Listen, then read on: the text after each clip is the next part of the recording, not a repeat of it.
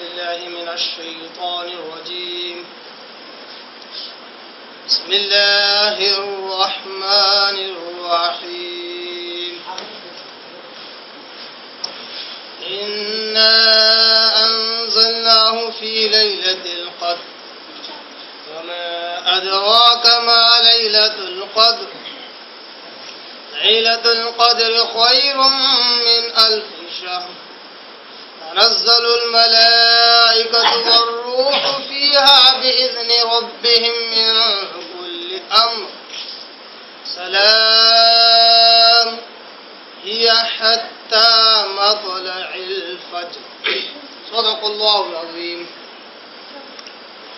إن الحمد لله رب العالمين نحمده ونستعينه ونستغفره ونؤمن به ونتوكل عليه ونعوذ بالله من شرور أنفسنا وسيئات أعمالنا من يهده الله فلا مضل له ومن يضلل فلا هادي له أشهد أن لا إله إلا الله وحده لا شريك له وأشهد أن محمدا عبده ورسوله أما بعد. تمام قسم کے حمد و ثنا تعریف کبریائی اور بڑائی اسے اللہ وحدہ لا شریک کے لیے لائق اور زیبا ہے، جو ساری کائنات کا خالق مالک میرا اور آپ کا مربی ہے. اسے اللہ کے لیے ساری تعریفیں ہیں جو غفار الذنوب ہے، ستار العیوب ہے اور علام الغیوب ہے. اسے اللہ کے لیے ساری تعریفیں ہیں جو اپنے بندوں کو اپنی ہی عبادت کرنے کی توفیق دیتا ہے اور اس کے بدلے انہیں اجر اور ثواب سے نوازتا ہے. اسے اللہ کے لیے ساری تعریفیں ہیں جو اپنے بندوں پر فضل و کرم کرتا ہے اور انہیں اندھیرے سے نکال کر روشنی کی طرف لے آتا ہے، انہیں گمراہی سے نکال کر ہدایت کی طرف لے آتا ہے. ایسے پیارے اللہ کی خوب خوب تعریف ہے. بعد اس کے آپ کے میرے آقا دو جہاں کے سردار الانبیاء پر کروڑ ہا کروڑ انگنت بے شمار درود و سلام. اتنے درود و سلام و پیارے آقا پر جتنے آسمان کے ستارے اور سیارے ہیں، اتنے درود و سلام و پیارے آقا پر جتنے ریگستان کے ریت کے ذرات ہیں، اتنے درود و سلام و پیارے آقا پر جتنے اس ساری کائنات کے پیڑ پودوں کے پتے ہیں. اللہم صلی علی محمد وعلی آل محمد کما صلیت علی ابراہیم وعلی آل ابراہیم انک حمید مجید. اللہم بارک علی محمد وعلی آل محمد کما بارکت علی ابراہیم وعلی آل ابراہیم انک حمید مجید. بعد اس حمد و ثنا اور درد و سلام کے قابل احترام بزرگوں، عزیز دوستوں، نوجوان ساتھیوں اور میرے پیارے عزیز بچوں اور میرے پردہ نشین ماں اور بہنوں، قرآن مجید کی چند آیتوں کی تلاوت کی ہے. اور یہ آیت نہیں گویا کہ ایک پوری مکمل سورت ہے قرآن مجید کی، بڑی مشہور اور معروف سورت جس کا نام سورۃ القدر ہے، یعنی کہ اسی شب قدر سے متعلق رکھنے والی سورت سورۃ القدر. اس کو انا انزلناہ فی لیلۃ القدر عام طور پر ہر عام و خاص کو، ہر چھوٹے بڑے کو، ہر مرد و عورت کو یہ چھوٹی سی سورت یاد ہوگی. آج انشاءاللہ ہم اس مختصر وقت میں کوشش اس بات کی کریں گے کہ سب سے پہلے یہ جانیں گے کہ شب قدر کی فضیلت کیا ہے، اس کی کیا خاص خاصیت ہے. پھر اس کے بعد ہم یہ دیکھیں گے کہ آخر شب قدر ہے کیا. ایک ہے فضیلت جس سے انسان کو ابھارا جاتا ہے، انسان کے قلب کو اور دل کو ابھارا جاتا ہے تاکہ وہ اس کے جاگنے کے لیے تیار ہو جائے. ایک ہے شب قدر آخر ہے کیا، اس کی حقیقت کیا ہے. اس کے بعد دیکھیں گے کہ آخر شب قدر کی تلاش کے تعلق سے کیوں کہتے ہیں، شب قدر کی جستجو کے تعلق سے کیوں کہا جاتا ہے، اس کے تعلق سے دیکھیں گے. پھر اس کے بعد دیکھیں گے کہ یہ جو شب قدر ہے کیا اس میں آپ کے اور میرے آقا محمد مصطفیٰ صلی اللہ علیہ وسلم نے کیا کوئی خاص دعا ہمیں سکھائی ہے. اس دعا پر ہم ایک نظر ڈالیں گے. پھر اس کے بعد آخر کار اس شب قدر کی ضمن میں ہم یہ دیکھیں گے کیا شب قدر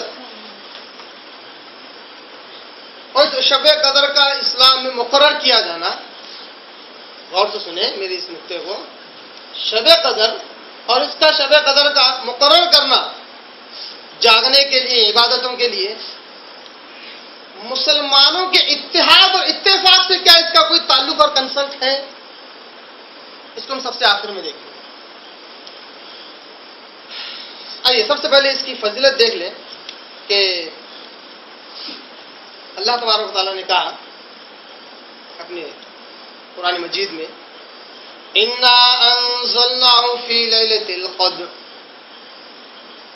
اِنَّا بے شک أَنزَلْنَاهُ ہم ہی نے اس کو نازل کیا ہے، اس کو ان کا اشارہ قرآن مجید کی طرف، اِنَّا أَنزَلْنَاهُ فِي لَيْلَةِ الْقَدْرِ، لیلۃ القدر، لیلۃ القدر کے اندر ہم نے اس قرآن مجید کو نازل کیا ہے۔ قرآن مجید جو کہ لوح محفوظ میں تھا، اللہ تبارک و تعالیٰ نے ایک ہی رات جو کہ لیلۃ القدر والی رات تھی، اللہ نے اس کو پہلے آسمان دنیا پر اتارا، اور پھر وہاں سے اللہ تبارک و تعالیٰ پورے 23 سالوں میں وقت اور حالات کے تحت تدریج بتدریج آپ صلی اللہ علیہ وسلم پر نازل کرتا رہا۔ اس کا تذکر اللہ تبارک و تعالیٰ اس آیت میں کرتا ہے، اِنَّا أَنزَلْنَاهُ فِي لَيْلَةِ الْقَدْرِ، لیلۃ القدر خَیْرٌ مِّنْ أَلْفِ شَہْرٍ، اِنَّا أَنزَلْنَاهُ فِي لَيْلَةِ الْقَدْرِ وَمَا أَدْرَاكَ مَا لَيْلَةُ الْقَدْرِ، اللہ کہتا ہے وَمَا أَدْرَاكَ مَا لَيْلَةُ الْقَدْرِ، لوگوں تم کیا سمجھو کہ لیلۃ القدر کیا ہے؟ لیلۃ القدر خَیْرٌ مِّنْ أَلْفِ شَہْرٍ، یہ لیلۃ القدر 1000 مہینوں سے بہتر ہے، 1000 مہینوں سے، یعنی کہ 83 سال 4 مہینے، جبکہ اتنی عمر امت محمدیہ کو بھی نہیں دی گئی ہے، اس کی اوسطاً عمر 60 سے 70 سال کی ہے۔ اگر کوئی شخص، کوئی مسلمان، کوئی مومن بندہ اپنی پوری زندگی میں ایک مرتبہ بھی اگر اس رات کو پا لیتا ہے، اس رات عبادت کر لیتا ہے، جتنی اس کی استطاعت ہے، جتنی اللہ اس کو توفیق دے، اس ایک رات میں اس کو اتنا ثواب ملتا جتنا وہ کہ 83 سال 4 مہینے اگر عبادت کرتا، 1000 مہینوں سے بہتر کہا اللہ نے، خیر من 1000 شہر، الف یعنی 1000، شہر یعنی مہینہ، 1000 مہینوں سے بہتر، یعنی کہ اللہ تبارک و تعالیٰ کے پاس ثواب اور اجر کی کمی نہیں ہے۔ اللہ تبارک و تعالیٰ یہ دیکھتا ہے کہ اس کے بندے آخر نیت کیا رکھتے ہیں اور کیا عمل کرتے ہیں، ان کی جیسی نیت ہوگی، جس قسم کا عمل ہوگا، اس قسم کا اللہ تبارک و تعالیٰ اجر ثواب بے حساب دیتا ہے۔ اب اگر اللہ کہہ دے کہ میں بے حساب دے دیتا ہوں تو لوگوں کو اس کی فضیلت نہیں معلوم ہوتی ہے، اس لیے اللہ تبارک و تعالیٰ کبھی کبھی کوئی لمٹ بتلاتا ہے جو کہ بہت دور کی ہوتی ہے، جس سے اندازہ ہو جاتا ہے کہ واقعی یہ بہت زیادہ ہے۔ آپ کو پتا ہوگا الحمدللہ جس بابرکت مہینے سے ہم گزر رہے ہیں، بہت جلد وہ ہم سے رخصت بھی ہونے والا ہے، اس میں ایک ایسا عمل ہے جو واحد عمل ہے جس کے تعلق سے اللہ نے کہا کہ اس کا اجر و ثواب میں نہیں بتا سکتا، میں اس پر سے راز پناہ نہیں کر سکتا ہوں، راز افشا نہیں کر سکتا ہوں، واحد ایک عمل اس بابرکت مہینے میں ہے جس کا اجر و ثواب میں نہیں بتا سکتا ہوں، اور وہ ہے روزہ۔ باقی سارے اعمال کا اللہ تبارک تعالیٰ نے اجر و ثواب بتا دیا ہے۔ اگر کوئی شخص 1 روپیہ صدقہ و خیرات کرتا ہے تو اللہ نے کہا قرآن مجید میں اس کو 700 روپئے صدقہ و خیرات کرنے کا ثواب ملے گا، 700 پورا، مثال دے کر اللہ نے بیان کیا۔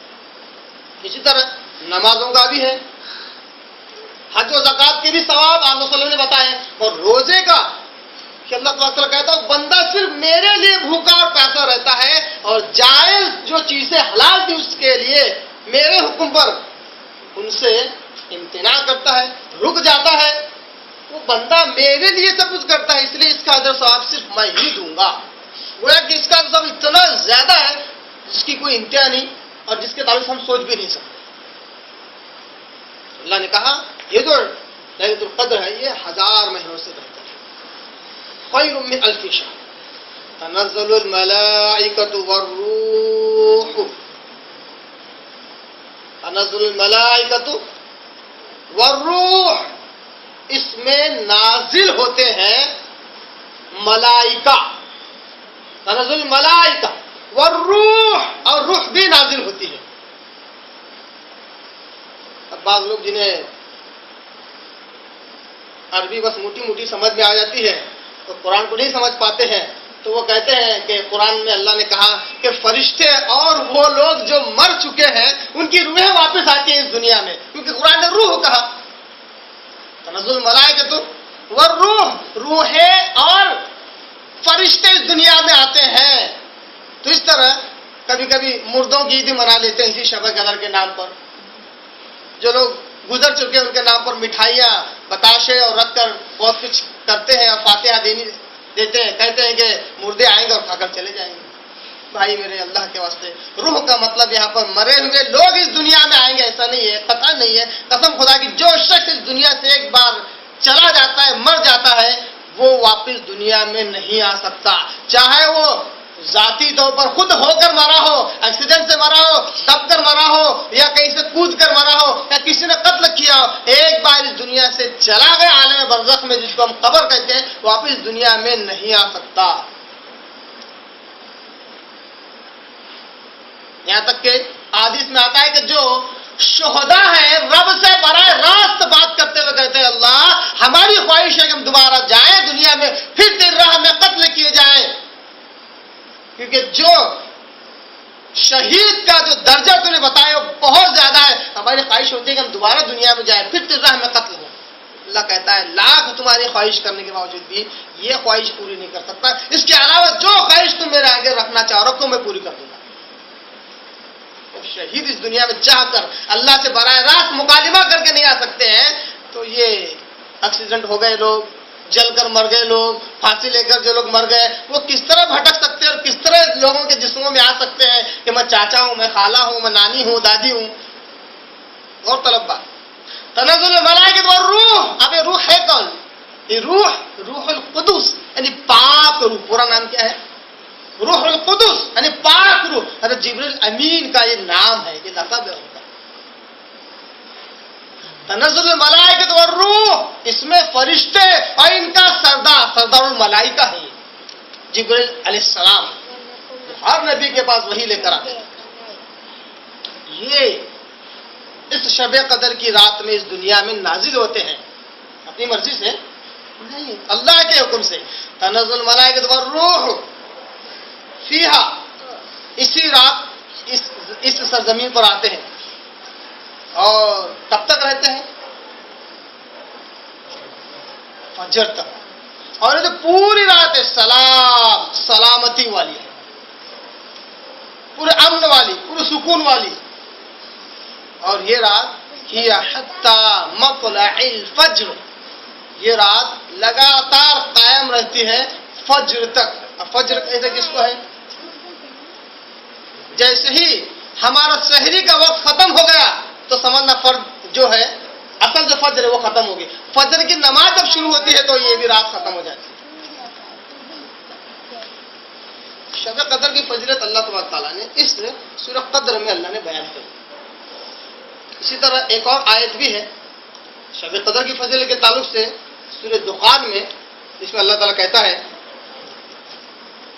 حامیم والکتاب المبین، حامیم حرف مقطعات ہے، ان کا معنی و مطلب اللہ کے علاوہ کوئی نہیں جانتا۔ والکتاب المبین، قسم ہے اس واضح کتاب کی یعنی قرآن مجید کی۔ انا انزلناہ فی لیلۃ مبارکہ، بے شک ہم ہی نے نازل کیا ہے اس قرآن مجید کو لیلہ مبارکہ میں، برکت والی رات میں۔ انا کنا منذرین، اور ہم ہی ڈرانے والے ہیں، انبیاء کے ذریعے سے لوگوں کو ڈرانے والے ہم ہی ہیں۔ انبیاء اپنی مرضی سے کوئی بات نہیں کہتے، جو حکم انہیں دیا جاتا ہے وہی حکم لوگوں تک پہنچاتے۔ فیہا یفرق کل امر حکیم، اور اسی رات ہر مضبوط کام کا فیصلہ کیا جاتا ہے۔ امر من عندنا، وہ جو احکامات ہیں وہ ہماری طرف سے فیصل شدہ ہوتے ہیں۔ انا کنا مرسلین، اور رسولوں کو ہم ہی بھیجنے والے ہیں۔ سورہ دخان سورہ نمبر 44 کے آیت نمبر 1 سے لے کر 5 تک۔ یہ دونوں آیتیں شب قدر کے ضمن میں نازل ہوئی ہیں. اس کی سب سے بڑی دلیل اگر سمجھنی ہے تو یہ ہے کہ اللہ تبارک و تعالیٰ نے سورہ قدر میں کہا انا انزلناہ فی لیلۃ القدر، انا انزلناہ فی لیلۃ القدر، 4 باتیں. انا انزلناہ فی لیلۃ القدر. اب آپ قدر کا لفظ چھوڑ دیجئے، اس کے جگہ پہ مبارکہ لگا دیجئے تو سورہ دخان کی آیت بن جائے گی. انا انزلناہ فی لیلۃ مبارکہ. جو قدر والی رات ہے وہی برکت والی رات ہے، جو برکت والی رات ہے وہی قدر والی رات ہے. اسی رات سال بھر کے فیصلے اللہ تبارک تعالیٰ کرتا ہے. مفسرین اس بات پر اتفاق رکھتے ہیں. اہل السنہ والجماعہ کا یہ عقیدہ بھی ہے کہ شب قدر ہی وہ عظیم رات ہے جس میں سال بھر کے فیصلے، مضبوط فیصلے اللہ تبارک تعالیٰ کرتا ہے.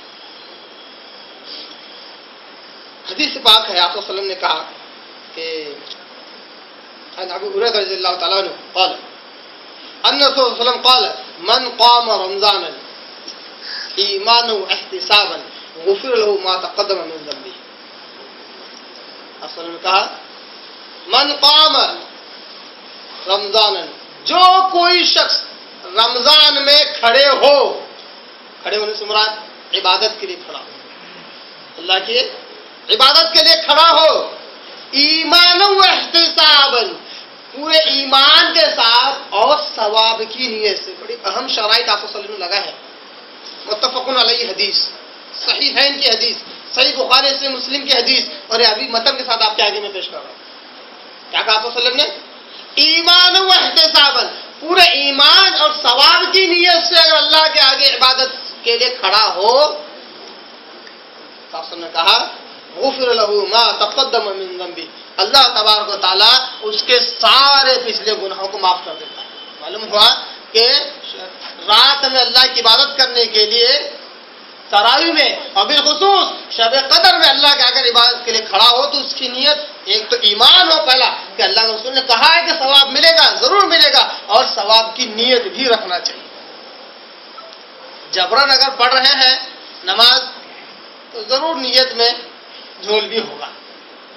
اگر یہ اللہ کی ذات پر ایمان رکھ کر ثواب کی نیت سے اگر کھڑے ہوں گے تو اللہ تبارک تعالیٰ اس کے بدلے پچھلے سارے گناہوں کو معاف کر دیتا ہے، بالخصوص صغیرہ گناہوں کو. وہ گناہ جو انسان کے چلتے پھرتے ہو جاتے ہیں، وہ گناہ جو کبیرہ ہے، جو بغیر توبہ کیے نہیں معاف کیے جاتے، اس کے لیے بندے کو توبہ ہی کرنا پڑتا ہے. صغیرہ گناہ جو بے شمار انسان سے، جس کو تعلق سے کہا گیا کہ ابن آدم خطا ہے، یعنی ہمیشہ خطا کرنے والا ہے، چھوٹے موٹے غلطیاں ہوتی رہتی ہیں، یہ سارے کے سارے پچھلے سارے گناہ معاف کر دیے.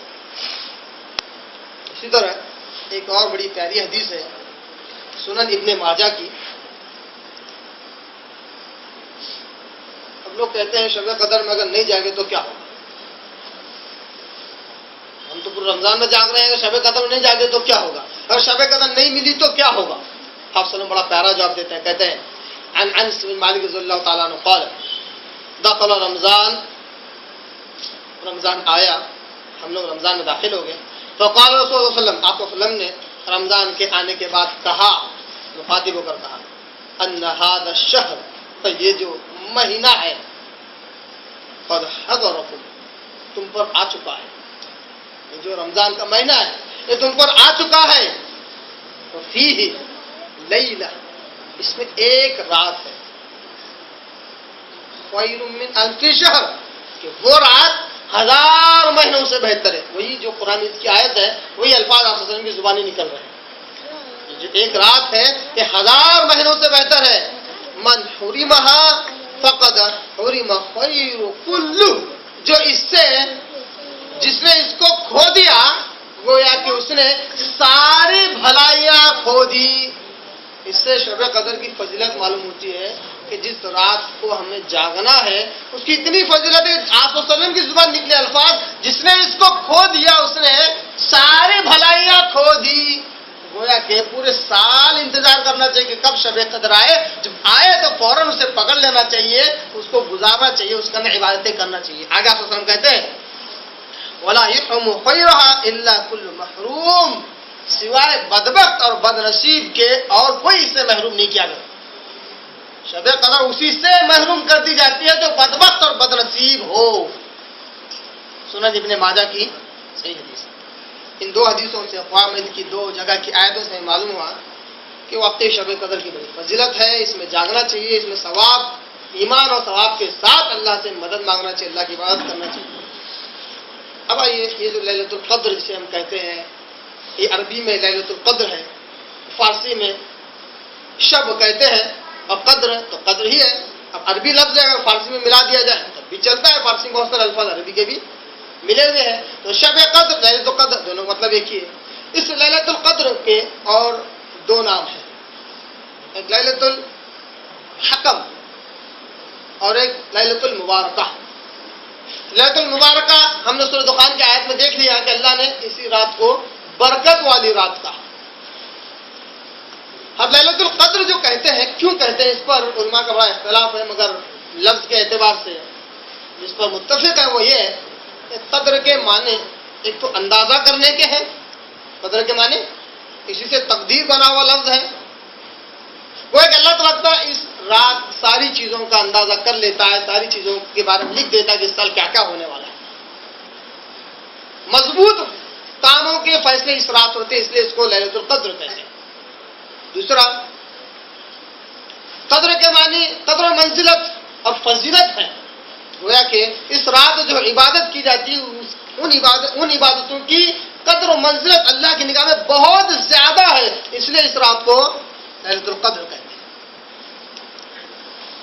لیلۃ القدر، لیلۃ المبارکہ برکت والی رات. تیسرا ہے لیلۃ الحکم یعنی تنگی والی رات. ابھی کیا ہے تنگی والی رات؟ لیلۃ الحکم یعنی تنگی والی رات. کہتے ہیں کہ اس رات، قرآن کی آیت بھی ہم نے سنی، تنزل الملائکۃ والروح، اس رات فرشتے اور سردار الملائکہ جبرائیل السلام اس رات زمین پر نازل ہوتے ہیں. فرشتے اتنے اتر آتے ہیں اس رات، اتنے اتر آتے ہیں اس رات کہ زمین پر فرشتوں کے لیے بھی پیر رکھنے کی جگہ نہیں ہوتی، اتنی تنگ ہو جاتی ہے زمین. اس لیے یہ رات لیلۃ الحکم یعنی تنگ رات، تنگی والی رات کی جگہ نہیں ہوتی ہے، فرشتوں کا ہی پورا ماحول ہوتا ہے.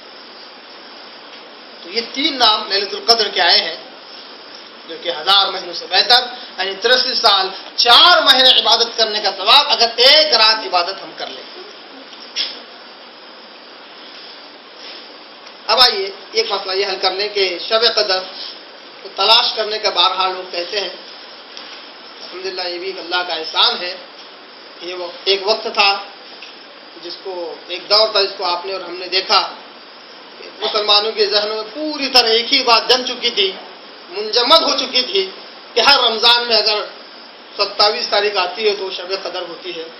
پھر آہستہ آہستہ رجحان بدلتا گیا، ذہنیت بدلتی گئی، یہاں تک کہ اب علماء عوام بھی یہ کہہ رہے ہیں کہ شب قدر کی تلاش کرنا ہے، شب قدر کی تلاش کرنا ہے.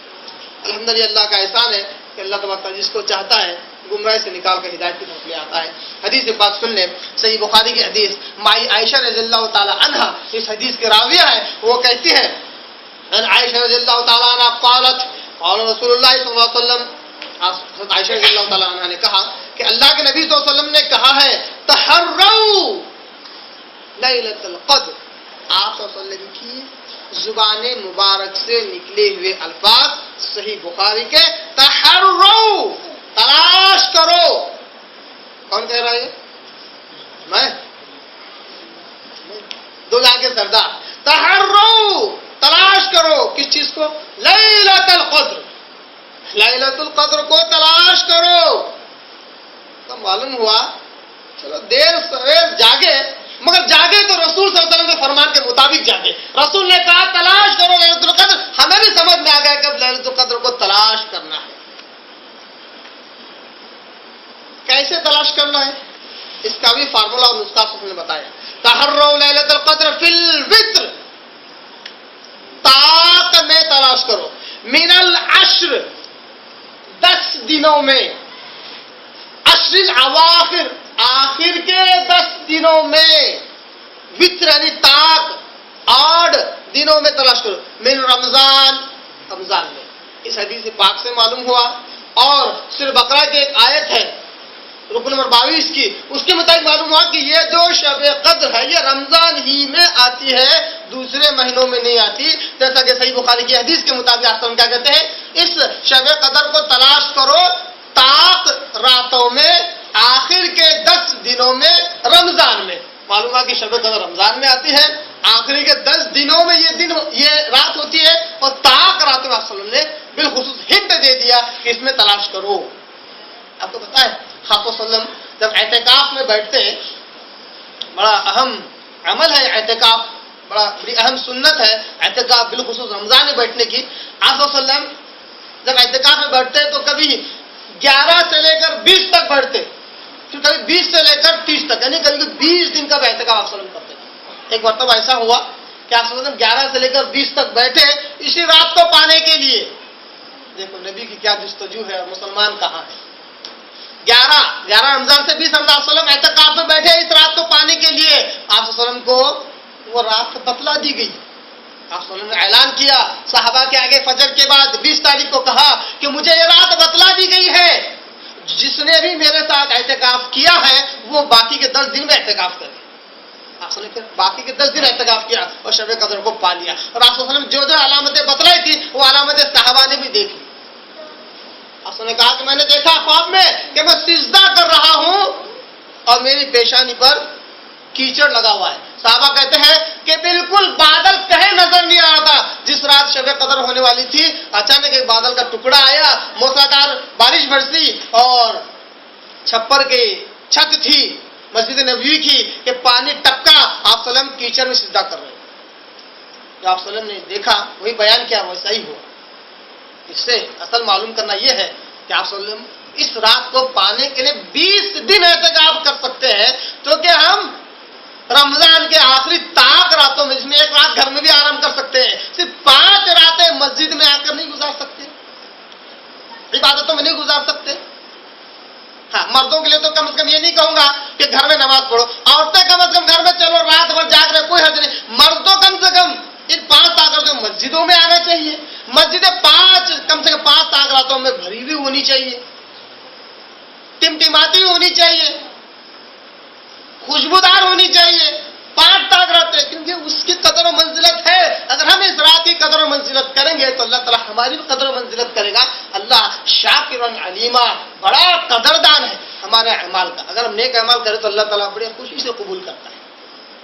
معلوم ہوا اس حدیث سے کہ شب قدر کی تلاش ہمیں کرنی ہے، یہ کوئی رات فکس نہیں ہے۔ اگر ہم سمجھتے ہیں تو پتہ نہیں کون سی طاق رات، کون سی شب قدر رات ہم سے کھو جائے اور ہم فکس کے انتظار میں منتظر ہیں اور رات ہی ہمیں نہ ملے۔ اتفاق سے پوری زندگی میں ایک آدھ رات کہیں مل گئی، اتفاق سے 27ویں رات تو بہتر ہے، اگر نہیں ملی تو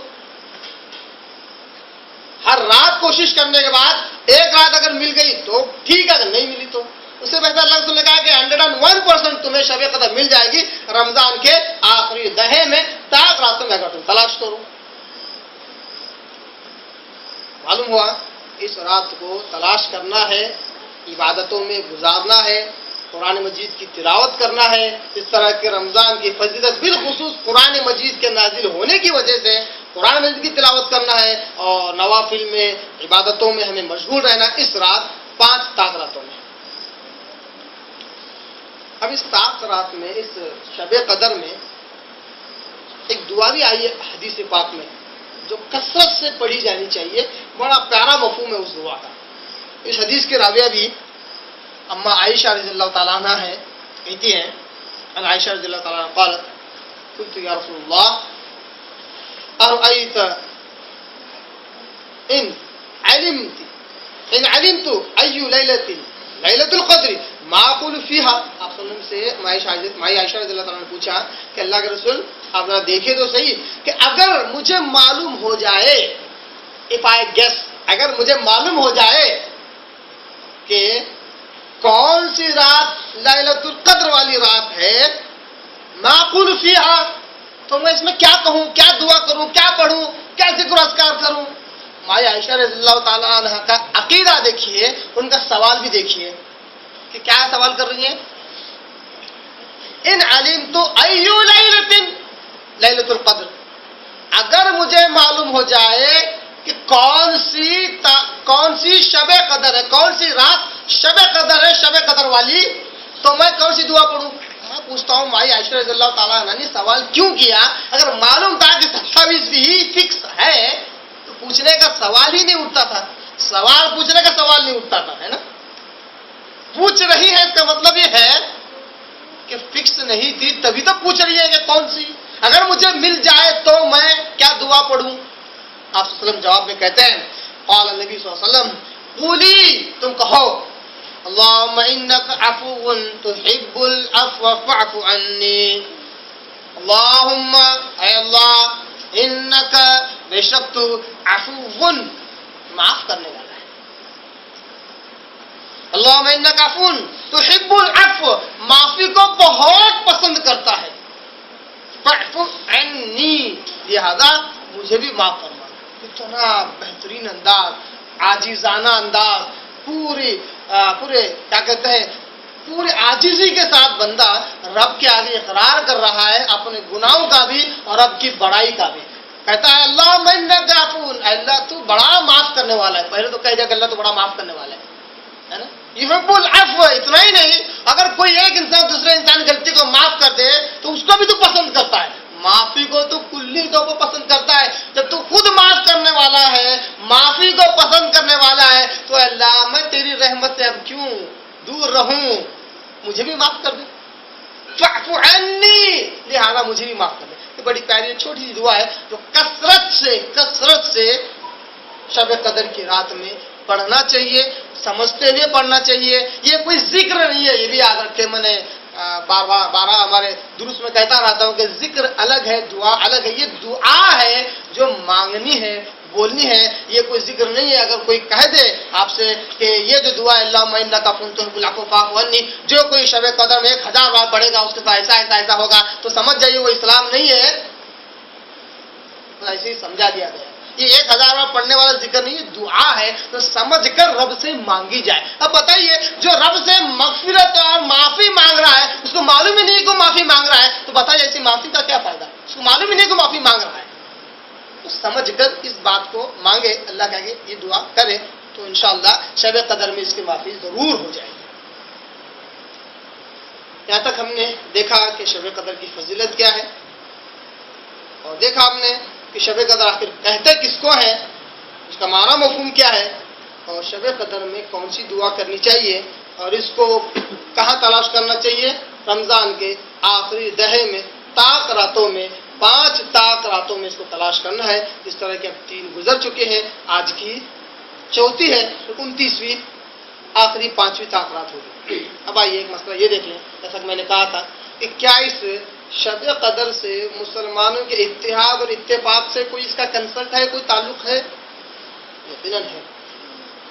اب آپ بہت سارے حضرات یہ بھی سوچتے ہیں کہ سال میں ایک بار رمضان آتا ہے، سال میں ایک بار فکس ہے، 11 مہینے کے بعد رمضان آ رہا ہے، ہم کو معلوم ہے کہ عبادتیں کرنی ہے، ہم نے ذہنی طور پر اپنے آپ کو تیار کر لیا، عبادتیں کرنی ہے، ہم کر رہے ہیں، تو یہ شب قدر کے ساتھ ایسا کیوں کر دیا گیا کہ اس کو رینڈملی چھوڑ دیا گیا اور کہا گیا کہ اس کو آڈ ڈیز میں، طاق راتوں میں اس کو تلاش کرو؟ یہ بھی کاش اگر فکس ہوتی تو بڑا مزہ آتا، دل جمعی کے ساتھ ہم عبادت کرتے۔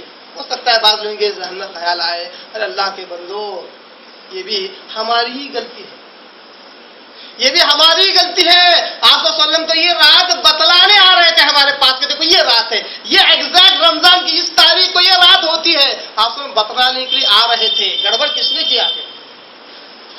ہم نے، مسلمانوں نے کی۔ کیسے؟ آئیے حدیث دیکھ لیں، اس آخری بات پر اپنی بات بھی ختم کرتا ہوں۔ آپ صلی اللہ علیہ وسلم نے کہا، حضرت عبادہ بن صامت رضی اللہ تعالیٰ عنہ حدیث کے راوی کہتے ہیں، قال خرج النبی صلی اللہ علیہ وسلم لیخبرنا بلیلۃ القدر، صحیح بخاری کی حدیث ہے، صحیح بخاری کے یہ الفاظ ہیں، کہتے ہیں عبادہ بن صامت رضی اللہ تعالیٰ عنہ کہ آپ صلی اللہ علیہ وسلم ایک مرتبہ ہمارے درمیان آئے، لیخبرنا بلیلۃ القدر، تاکہ لیلۃ القدر کے تعلق سے ہمیں خبر دے، کیونکہ پہلے آپ صلی اللہ علیہ وسلم بول چکے تھے کہ رمضان کے آخری دہے میں طاق راتوں میں اس کو تلاش کرو. صحابہ کے ذہن پورے بنے ہوئے تھے کہ آخری دہے میں طاق راتوں میں اس کو تلاش کرنا ہے. سب کے سب تلاش. آپ ایک مرتبہ آئے اور کہا کہ یہ جو شب قدر ہے یہ فلاں تاریخ کو مقرر آسمان بتلانے کے لیے خبر دینے کے لیے آئے نکلے ہمارے پاس. وَطَلَعَهَا رَجُلَانِ مِنَ الْمُسْلِمِينَ. جیسے آپ وسلم خبر دینے کے لیے آئے دو مسلمان آپس میں لڑ رہے تھے. غور کیجیے اس الفاظ پر حدیث میں. وَطَلَعَهَا رَجُلَانِ مِنَ الْمُسْلِمِينَ. مسلمانوں میں سے دو لوگ آپس میں لڑ رہے تھے. فقال آپ وسلم نے اس جھگڑے کو رفع دفع کیا. پھر صحابہ کا خطاب کرتے ہوئے کہا فقال اخبرکم بلیلۃ القدر. ارے میں تو آیا تھا تمہارے پاس لیلۃ القدر کی خبر دینے کے لیے, لیلۃ القدر کی تاریخ بتلانے کے لیے. کاش فکس ہو جاتی تھی اس وقت شاید. اب خوشی کا عالم ہے یا افسوس کا, یہ ہر متقی انسان صحیح توبہ طے کر سکتا ہے. جس کا تقویٰ زیادہ ہوگا وہ کہے گا کہ تو بڑی ہی اچھی بات ہے کہ 5 طاق راتیں بات کرنے کا موقع ملا, فکس ہو جاتا تو ایک ہی رات کر لیتے متقی انسان. اور جو سست اور کاہل انسان عمل کے معاملے میں وہ کہے گا 5 طاق راتیں ایک میں بس, وہ بھی آدھی ادھوری. نماز بھی فٹافٹ ہو جاتی ہے. اس کے بعد مولانا کا بیان 2-3 گھنٹے ہو جاتا ہے اور ایک گھنٹہ جو ہے چائے پانی میں نکل جاتا ہے اور 1-2 گھنٹے گپے شپے مارنے میں. پھر باہر تو وٹے تو کھلے ہی رہتے ہیں. سحری کا انتظام ہمارے پاس موجود ہے. وہاں پہ رات جاگنا, لوگ کیا سمجھتے ہیں رات کو جاگنا نہیں ہے. یہ ہندوؤں کا کوئی رسم و رواج نہیں ہے, رت جگہ نہیں ہے. یہ عبادت والی رات ہے. اس میں آنکھیں پھاڑ کر اللہ کی عبادت کرنی ہے. ہوش و حواس میں اللہ کی عبادت کرنی ہے, اللہ سے لو لگانا ہے. اصل میں کہا ہے حدیث میں کہ لوگوں اللہ کی عبادت اس طرح کرو جس طرح تم اس کو دیکھ رہے ہو. اس طرح گمان کرنا ہے. ہاں اگر اس طرح نہ کر سکو تو کم از کم ایسا گمان کرو کہ وہ تمہیں دیکھ رہا ہے. اللہ دیکھ رہا ہے تو جس طرح کا خشوع و خضوع, جس طرح کی توجہ ہماری نماز میں آتی ہے اس کا مزہ, اس کی بات الگ ہوتی ہے. تو یہ رات جگہ نہیں ہے, یہ رات عبادت والی رات ہے. اس میں اللہ کی عبادت کرنی ہے. تو آپ نے کہا کہ لوگوں میں تو تمہارے پاس آیا تھا اس لیے تاکہ میں تمہیں خبر دوں کہ لیلۃ القدر کون سی رات ہے. فَطَلَعَهَا فُلَانٌ وَفُلَانٌ. میں نے دیکھا کہ فلاں جھگڑ رہے ہیں. فَرَفِعْتُ. میں اسے بھول گیا کہ کون سی رات ہے. دوسری احادیث میں آتا ہے مجھے وہ رات بھلا دی گئی. مجھے وہ رات, یہ اللہ کی حکمت ہے. اس طریقے سے بھی اللہ نصیحت کرتا ہے, اس طریقے سے بھی نصیحت کرتا ہے. چاہتا تو شب قدر دے دیتا تھا اللہ تبارک و تعالیٰ, مگر دے کر چھین لیا اور وجہ کھڑا کر دی جھگڑا.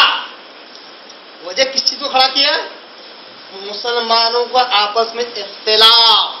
اس کو وجہ بنا کر اللہ نے کہا میں نے چھین لیا. چاہتا دے بھی سکتا تھا. سمجھو کہ تمہارے اختلاف کی وجہ سے میں کتنی بھلائیاں اٹھا لیتا ہوں.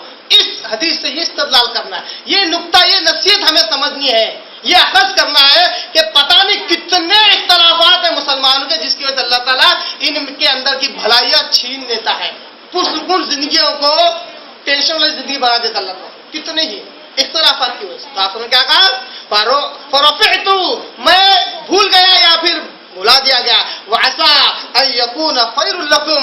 اب آپ کہتے ہیں مجھے امید ہے شاید تمہارے لیے بہتر ہی ہے. بہتر ہے یا نہیں ہے؟ میں نے 2 لوگوں کا تذکرہ کیا, ایک وہ جو متقی ہے اور ایک وہ جو سست ہے اور کاہل ہے. کیا کہتا ہے وسلم عَسَىٰ أَن يَكُونَ خَيْرٌ لَكُمْ. میں امید کرتا ہوں کہ یہ شاید تمہارے لیے بہت بہتر ہوگی. کیا گمان کرتے ہیں آپ؟ 5 طاق راتیں جاگنا بہتر ہے, 1 طاق رات جاگنا بہتر, 1 شب قدر والی رات جاگنا بہتر. کون سی؟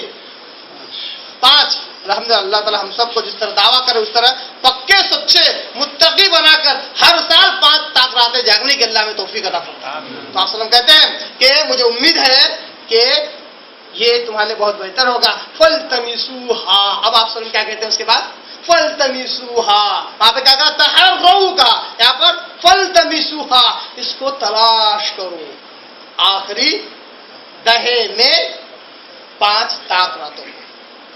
यहाँ पर रुक आओ, कुछ नसीहत ये हासिल कर ले कि अगर उस वक्त दो मुसलमानों के लड़ने से अल्लाह तबारक तआला इस बेहतरीन भलाई को उठा ले सकता है, हमसे छीन सकता है, तो क्या मुसलमानों में इख्तिलाफ होना चाहिए? मुसलमानों के इन इख्तिलाफात ही की वजह से तो सारे मुज़िर असरात हमें नजर आ रहे हैं।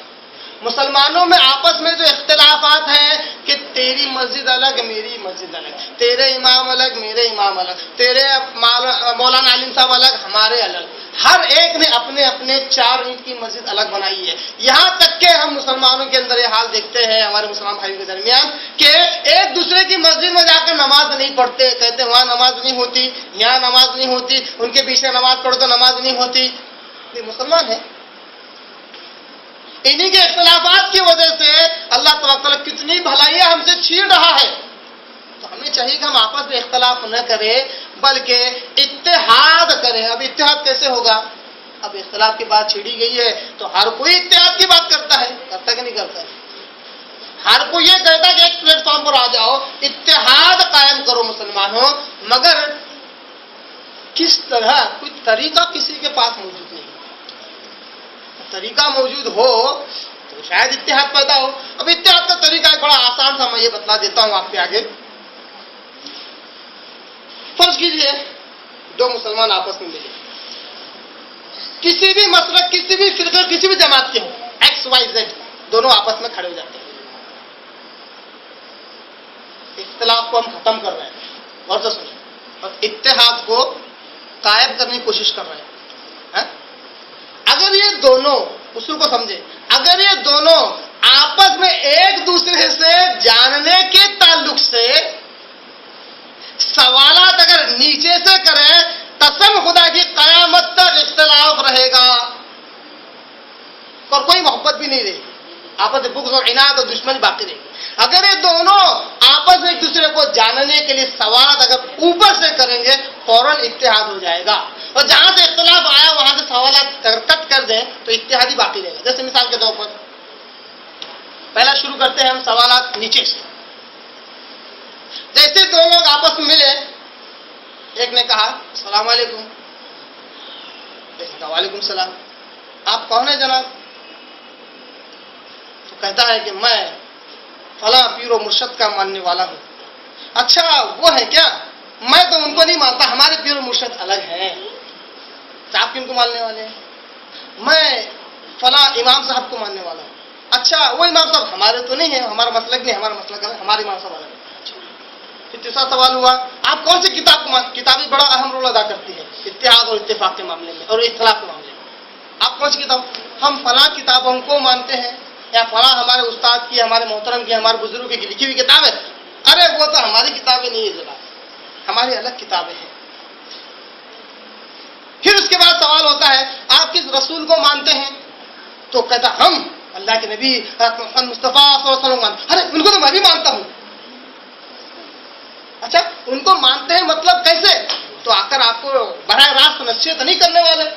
वो कहता अरे उनके बजाय अल्लाह तबारक तआला ने हमें अहादीस की किताबें दी हैं, उनका मुताला करता हूं, उनकी जिंदगी मौजूद है सीरत की किताबों में, मैं उसका मुताला करता। अरे वो तो मैं भी करता हूं, वो तो मैं भी करता हूं। पूछा गया फिर क्या करते हैं? मैं कुरान का मुताला करता हूं। अरे वो तो मैं भी करता हूं, वो भी हमारी ही किताब है।